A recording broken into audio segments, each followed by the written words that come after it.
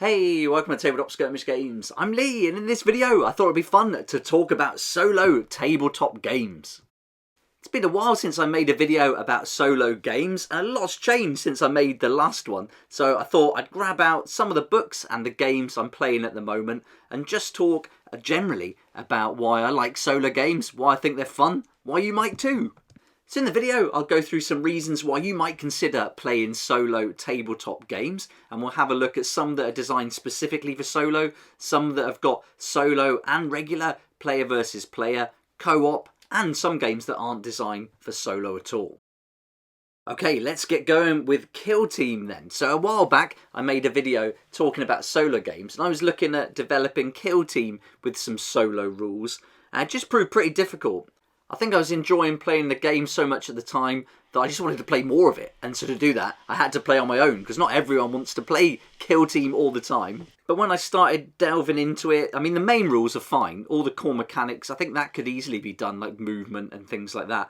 But it's when it came to the data cards and all the special abilities, I just really didn't see any simple solution that would have been fun and smooth to play. And also, trying to develop something just didn't seem worth the time and effort that would be required to take something that isn't designed and turn it into something that is. Now, I used to play Warcry, and here's my core book, the up-to-date one, and it's great that we can get these free rules now. I don't play Warcry that often anymore, but when I did, I was really into it, and I would play mostly on my own. Warcry playing solo was great fun, and I didn't come up with any AI mechanics, although there are some actually built into the game. But I just used to just switch side, go from one to the other, and then just choose the most obvious one to activate and play in it as if I would playing against an opponent. Which model would I move? What would I try and do? And I think with Warcry, although you can be tactical, of course, and you're going to play things in a certain way, but I've always found, especially playing objectives, that you are going to do things in a certain way. And with the warbands, they're designed to act in a certain way too, so it almost feels pretty obvious what each character and what each warband is going to do. And it felt like it really was just playing against the dice, which was fun, because then it's quite random. So yeah, I think for Warcry, it's really fun, nice and simple, good for a quick game with your friends, or if you want to get the kids involved, this could be a nice starter game, a good entry-level game, I think, Warcry. If you want to get into the world of Warhammer and play their different games, then this could be a good one to start. But yeah, very much lends itself to playing just against yourself in a nice simple way with no AI mechanics. Now there's other games like Moonstone. This is one that I'm really into at the moment. I absolutely love this game. This has got me back into skirmish games, got me into painting. I'm just having such a great time with it. Can't recommend it enough, but this is one of those games that is not going to be for solo play. You can certainly spend a lot of time reading about it, reading the stories, checking out the artwork, and just immersing yourself in the world of Tauber where it's all set. But as far as gameplay goes, it's just not going to work out. There's a bluffing mechanic, you've got the round of melees all done with cards, so you're thinking about what possibly your opponent could play as well. And then when you get to the arcane, where you're making ranged attacks, that really is a bluffing game. So this is not going to be for solo. Now, I'm sure someone might come up with a way of playing it solo, and that's awesome. But I think for me, this is all about playing with your friends. This is a really social game, and I love it. I think that's the best way to play this. And I wouldn't want to try and play it solo. I think I really value it for the social side of it. So I wouldn't be looking to even trying to think about a solo way to play this game. I think there's other options out there that are going to scratch that itch. But for me, Moonstone, all about social, all about getting together with your friends, having fun, and then just letting the game play out and tell a story on the tabletop. So yeah, there we go. That's Moonstone.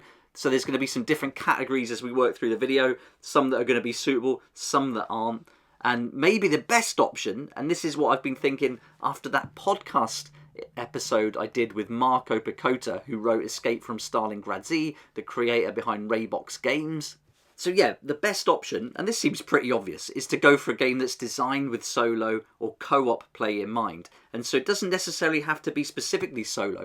I think co-op games, as long as they've got an AI mechanic built into them, are going to work just great. You can switch and take the place of all the characters. So if there's a co-op game where you need 2 to 4 characters, for example, you just play all of those characters and play up against the AI, and you're good to go. But it's this game that's really got me thinking a lot more about solo now, and this is Escape from Project Reza. I've been covering it a lot. You may have seen the series I'm doing, and it's just got me really thinking about solo games now. And I'm also developing my own game, which we'll have a look at in a little while. and that's really got the AI mechanics built into it. And I'm thinking about solo games in a different way now. I think I'm being more steered towards thinking of solo up front rather than trying to take a game that's already a game and then turn it into a solo game. Now that's easier said than done, because if you want a game that's player versus player, solo and cooperative, which is going to come first? And that's a balance you've got to get right. And here's a game I'm exploring at the moment called Torch and Shield, and this has been popping up over YouTube. I'm going to be covering it in a little while, probably next week you'll see some videos on it. And this is an interesting game, a dungeon delving game all based around dwarves. And so this is a PvP game, but there's also the option of co-op and solo for this too. So this is one of those games where it is player versus player with the solo tied into it. And you can see towards the end of the book, there's a section on it. So you've got a few pages here, which take the mechanics of the game, give you some ways of changing that. It's going to take a little bit of effort, but I think the payoff could be worth it when the creator has thought about it and built it into the game rather than you trying to add it later on. But of course, playing on your own gives you so much flexibility. You've got complete control over rules, scenarios, pacing. You can literally do whatever you want. So you can customize these games. And that's something that I wanted to put into my game Weekend Warriors that I've published ages ago now. And that's available. Links down below to all these, by the way. But flexibility and just creativity was something really that I wanted to put into this game. So it's got the basics here, the kind of bones of a game, and then you can tweak it, you can change things you don't like, add things you think would be good, and I really think that's important, and especially for solo play. Alright, let's have a look at something that's a bit more well-known, a Necromunda. So here's the core rulebook, the new one, up to date. Great game, Necromunda, really fun. I love the idea of it, I love the background, the lore, and this book is really nice. Some good artwork in here. It's laid out in a better way than the old ones at least, and it's a fun game to play, and it can just get crazy really quick, and that's what I really like about it. The randomness is really fun. And a while back I was thinking, how can I make this solo? And there's got to be rules out there for Necromunda solo, 100%. I think people have done it, but for me, now I'm thinking, I don't want to play this solo. I think the social side of this game is its strength, and the silliness and the randomness of it is its strength too. So I think trying to make it solo, nah, I'm not really into that. And maybe you could play it like I do Warcry, where you could just play each gang against itself, but I'm not so sure. Here's an interesting one that I've soon got to try out. This is Arena Battles 1. And now this is linked to Project Riza and Escape from Stalingrad Z. You're going to need the Project Riza rules to play this, and it's all going to be linked together. But it's a player versus player version. It's going to be quite similar to Necromunda in that you build a gang and they go up against each other in a campaign and develop and get injuries. But it incorporates the solo rules, which I think is great. So you've got a game that's developed specifically for solo and co-op, but now it's bringing PvP into it, rather go the other way. PvP that tries to bring solo into it. So that's going to be a really interesting game to experiment with. I'm looking forward to that a lot. Alright, so what about some of the bigger games then, rather than the skirmish games? What about Age of Sigmar? I love Age of Sigmar. I like the rules, I like the layout of the rulebook, I like the General's Handbook, the updates, the fun battle plans. Really good game. But this falls into the Moonstone category for me. I don't know if I want to play this solo. I really like playing other people, and then you've got so many tactics here, the way the battle plans are laid out. It's interesting to see what your opponent's going to do. You're often anticipating that. Maybe you're reacting to it at times as well. And you're going to make decisions thinking about what they could do, trying to prevent them. And that's the fun of Age of Sigmar for me. And really heavily based on the objectives if you play it using the General's Handbook. Of course, narrative play, you could play it however you like. But if you want to play the missions like this and they're fun, then I think, yeah, you really need an opponent for this. So for me, Age of Sigmar is one of those games I want to play against someone else. I don't want to even try and figure out how to play that solo. So I'm going to put that in the Moonstone and Necromunda category. If you've been following the channel recently, you know I'm trying out different games now. I've got a few different series going on, which is really helping me to dive into them and learn the rules. And one of those games is Bolt Action. And I did a video recently on Campaign Italy Tough Gut. And after I did that video, I was thinking, you know, this campaign would be really fun just to play on your own, just to read through all the history. You're going to learn so much from this. And then you could just play out the different battles. I just think this would be perfect. The concept behind it for solo just seems really good. So then we've got to look at the rules though. So that's the book that gives you like a campaign to play with extra rules for different units and things. But here's the main core rule book. And I've been thinking, how can this work solo? And I'm sure there's a lot that can be going on here. One of the main things I like about bolt action is the randomness. And at first you have to pull dice out of a bag to activate units. So you'll pull a dice out and it will tell you which are... In fact, I'll grab the dice bag and we'll have a look and go through it. So let's get the dice bag. Here you go. And basically you've got the different dice in there, for one dice for each unit that's on the battlefield, different colours for each army.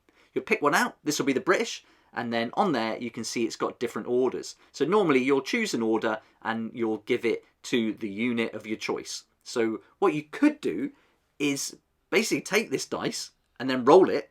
And then that's what the unit does. So very simple. I mean, it's going to be completely random. There's not going to be any tactics involved there. And it could be a bit silly. For example, if you don't need to rally and you roll rally, you could just roll it again, I suppose. And then when it's your turn, you could just choose the order and then keep going back and forth and then doing it that way. And I think that could be interesting. You could even make it totally random about which units are activated by numbering them and then rolling a dice. I haven't tried that yet. It's just something that came to mind over the last day or two. And what do you think? Let me know in the comments down below. And also, if you've been into bolt action, do you know of any solo rules already? That'd be great to hear. Anytime I talk about solo play, you can be assured I'm probably working on something behind the scenes. And in between the videos and preparing for my tournament, which I've got on this Sunday, the TTSG Southwest Age of Sigmar tournament, I've also been working on my book. And we've got playtesting coming up on Thursday, which I'm really excited about. That's going to be fun. So this is Population Z. It's going to be a whole series. First book is Welcome to Huntsville. And this is something I've been working on for a while. But the way I'm approaching this is a passion project. And I really enjoy developing it. And so I'm in no hurry to get this out now. I just want to get the artwork right, have fun with the mechanics, get the solo aspect of it just right. Here's a sneak peek at the town map though, so you can have a little idea of what's going on. This is going to change quite a lot before it comes out and is published, but this should give you an idea about the style of it at least. But yeah, great fun. So it's all going to be cartoony, it's going to be a bit silly, but it's also going to be a great game to play with your friends or on your own. And I'm imagining this as a cross between a skirmish game with some RPG elements in there. Lots of AI mechanics that have a reason to be there. Each mission will give you something new to explore, but it won't be complicated. And it'll only be there to help steer the game and move the story forward. There's not going to be any other reason to put it there. I'm not doing it for the sake of it. The podcast I started has been really awesome for someone who likes to make their own games, to actually interview game creators like Marco Picotto, who's been doing this a long time. He's got a wealth of experience. It's been fantastic. And Susie Johnston, who's the narrative lead for Moonstone, and Kenneth from Alrathian's Crafts and Battles, who develops and creates all the terrain. And it's been just really cool talking to all these people. I've got loads more lined up. The next episode is with Kenneth coming up very soon, and so that's going to be awesome fun. But this has all really made me think differently about my own book. I've made a lot of changes. This is going to be an old edition, so it's changed so much. So if you read any of this, it's going to be quite different by the time it gets to print for sure. And we're play testing it, as I said, on Thursday, and then going to really start working on it a lot more over the next few months ahead. There you go. Then that's an overview of the different games and just where I am at the moment thinking about solo play. I've already talked before about the benefits, including convenience, how it's so flexible, how you can like immerse yourself in the story maybe a bit more, and you can also challenge yourself to try and complete games, especially games designed specifically for solo play like Project Reza. But there's no pressure either. You're not playing against someone, so there's no competition going on except with yourself and with the game, which is cool. And I think it's just a great way to even learn to play a game, even something that you don't want to necessarily play solo, but just play it yourself a few times just to get the hang of the rules, try out some new tactics. But for me, some definitely stand out. I really want to try some rules with bolt action, really getting into the whole Raybox games collection at the moment. Some I don't want to go near with solo rules. I'm happy and appreciate them for the social side of the game, and others that I don't think it will work with. And also, there's so many games out there. I definitely want to try more of them. I may even look at trying some games that move a little bit away from skirmishes and are more like board games even, and try those solo play. But that would be something I probably wouldn't cover on the channel, but just do for fun on my own. But let me know what you think down in the comments below and recommend some games that you think would be good for solo players, or games that you think could easily be changed with some solo rules added to it. I'd love to hear your thoughts. Really interested to hear what you think. I really like solo games, and I don't see why we can't play solo skirmish games, just like when we read a book on our own or play a computer game on our own. You know, no reason why we can't do the same on the tabletop with all the miniatures we spend so long painting and thinking about. But yep, that's it. Thanks so much for watching. Hope you enjoyed the video. If you did like it, it'd be great if you hit the like button, subscribe for more videos like this one, and I look forward to seeing you here next time on Tabletop Skirmish Games. Thank you so much to my Patreon supporters for helping me to keep going with these regular videos. I couldn't do this without you, and I appreciate your support so much. If you'd like to join the Patreon community, support the channel, get some great perks at the same time, there's a link down below in the description. It'll be awesome to see you there.